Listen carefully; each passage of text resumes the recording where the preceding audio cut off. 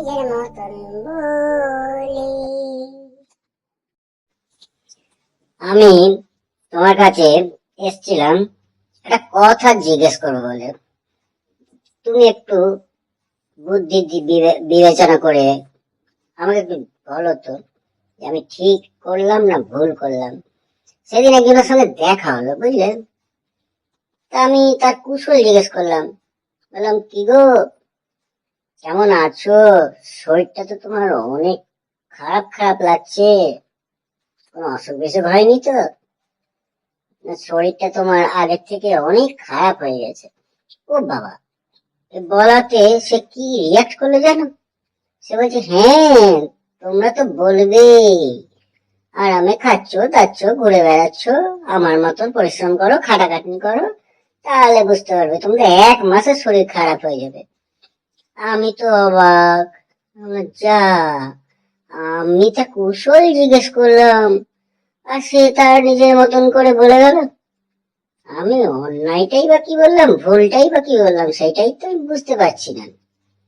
এবার তুমি বলো তো, যে আমি কি কোনো ভুল কিছু বলেছি? আমি তো শুধু তার কুশল জিজ্ঞেস করলাম, শরীরটা খারাপ লাগছিল, চেহারাটা দেখে মনে হলো, তাই বললাম। তাতে আর তার কি উত্তর চিন্তা করো তো।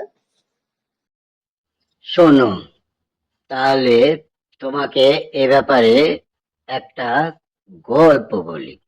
এই গল্পটা বললেই তুমি তোমার উত্তর পেয়ে যাবে। একবার স্বর্গরাজ্যে দেবতারা চিন্তা করলো, প্রচন্ড তাদের মধ্যে অশান্তি, বারবার দৈত্যরা আসছে, তাদের আক্রমণ করছে, তাদেরকে যুদ্ধ করতে হচ্ছে। এই নিয়ে দেবরাজ ইন্দ্রের মনে কোনো সুখ শান্তি কিছুই ছিল না। দেবতারা খুবই অসুবিধার মধ্যে দিন কাটাচ্ছিল। তখন তারা সবাই মিলে একটা ঠিক করলো, পরামর্শ করলো, আচ্ছা কিভাবে আমাদের এই স্বর্গরাজ্যে শান্তি ফিরিয়ে আনা যায়, আমাদের শান্তি খুবই দরকার। তখন সবাই বলল যে তাহলে এক কাজ করা যাক, আমরা বরং আমাদের পরম গুরু ব্রহ্মার কাছে, পরমেশ্বর ব্রহ্মার কাছে আমরা যাই এবং তার কাছে পরামর্শ নিই। তিনি যা বলবেন আমরা সেইটাই মেনে চলবো। ঠিক হলো। তাই তখন দেবরাজ ইন্দ্র ওই পরমেশ্বর ব্রহ্মার কাছে দেখা করতে গেলেন। এদিকে দৈত্যরাজের সেই একই অবস্থা, তার পাতাল রাজ্যে শান্তি নেই, সবাই অশান্তিতে ভুগছে। তখন দৈত্যরাজ সভা ডাকলেন, সবাই মিলে পরামর্শ করলেন যে আমাদের শান্তি কি করে ফিরে পাওয়া যায়। তখন সবাই পরামর্শ দিলেন, বললেন আমাদের একমাত্র উপায় পরমেশ্বর ব্রহ্মার কাছে গিয়ে তার কাছে পরামর্শ নেওয়া। সেই মতন দৈত্যরাজও সেই পরমেশ্বরের কাছে যাওয়ার জন্য তৈরি হলেন। এইবার মর্তেও সেই একই অবস্থা, মর্তবাসীরাও কেউ সুখে নেই, শান্তিতে নেই, তাদেরও শান্তি খুবই প্রয়োজন। এবার তারাও সেই একই রাজসভাতে পরামর্শতে বসলেন। সেখানেও ঠিক হলো সেই পরমেশ্বরের কাছে যেতে হবে। মর্তের যিনি রাজা, তাকে পরমেশ্বরের কাছে যেতে সবাই পরামর্শ দিলেন। সেই মতন মর্তের রাজাও পরমেশ্বরের কাছে যাওয়ার জন্য তৈরি হলেন।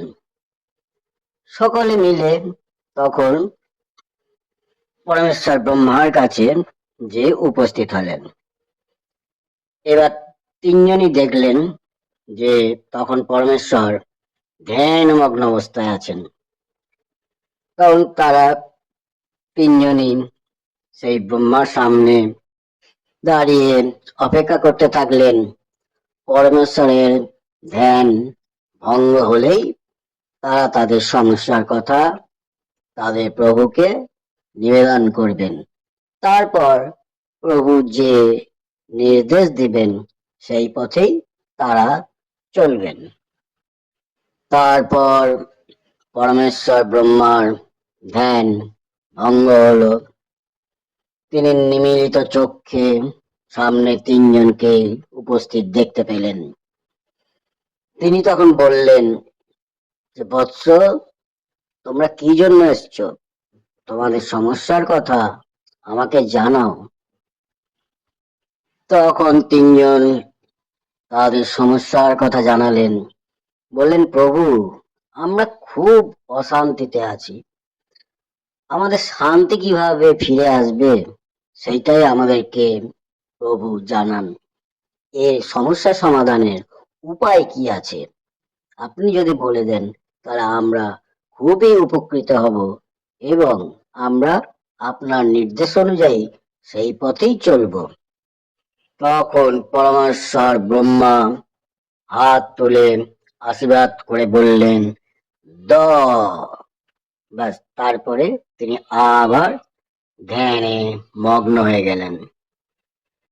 এইবার স্বর্গরাজ্যে রাজা ইন্দ্র, দৈত্যরাজ এবং মর্ত যিনি রাজা, তারা তখন আর অপেক্ষা করলেন না।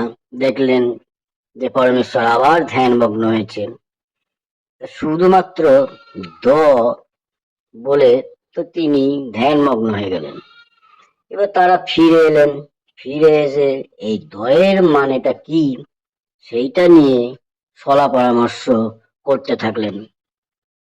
স্বর্গরাজ্যে ইন্দ্রের সভায় সবাই পরামর্শ করে ঠিক করলেন, ও দ মানে আমাদেরকে দমন করতে বলেছেন। পরমেশ্বর আমাদেরকে দৈত্যরা আমাদেরকে খুব অশান্তি করে, সব সময় আমাদের উপর অত্যাচার করছে, স্বর্গরাজ্য আক্রমণ করছে। তার জন্য আমাদেরকে দমন করতে বলেছেন।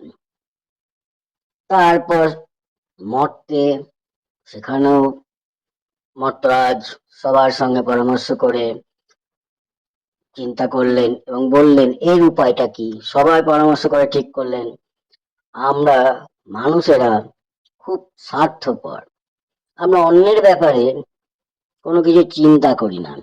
তাই আমাদেরকে সবসময় সঞ্চয় না করে আমাদেরকে কিছু দান ধ্যান করে পুণ্য অর্জন করতে বলেছেন, আমাদেরকে দান করতে বলেছেন। এবার দৈত্যরাজও তারও সভাতে সকলে পরামর্শ করে ঠিক করলেন, আমরা দৈত্যরা খুব অত্যাচার করি সকলের উপরে, তার জন্য পরমেশ্বর আমাদেরকে দয়া করতে বলেছেন। আমরা আমাদেরকে তিনি দয়া করার পরামর্শ দিয়েছেন। এইভাবে তিন লোকে এই দয়ের মানেটা তিন রকম করল। দ দমন, দ দান, দ দয়া।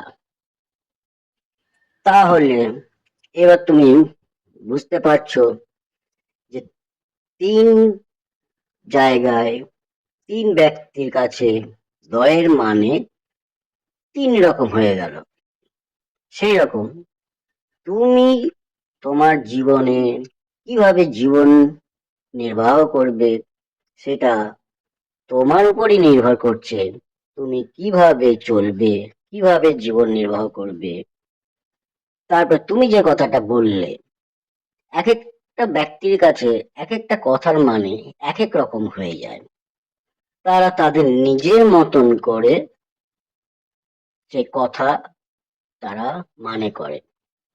তুমি যে কথা বলছো সেটা ব্যক্তি বিশেষে পরিবর্তন হয়ে যায়। প্রত্যেকটা ব্যক্তি তার নিজের মতন করে সে তার কথা ধরে এবং সেই কথার মানে তৈরি করে। যে ব্যক্তি চারিত্রিক গুণাবলী যেমন, সে যে কোনো কথাই তার নিজের মতন করে সেইভাবেই তার মানে করবে। এইবার আশা করছি তুমি তোমার প্রশ্নের উত্তর পেয়ে গেছো। বাহ, গল্পের মাধ্যমে বেশ সুন্দরভাবে বুঝে গেলাম। তার মানেটা হচ্ছে যে যেমন, তার কথা বলার ধরনও হবে তেমন, আর সে কথার মানেও করবে সেই রকম ভাবে, তার নিজের মতন করে।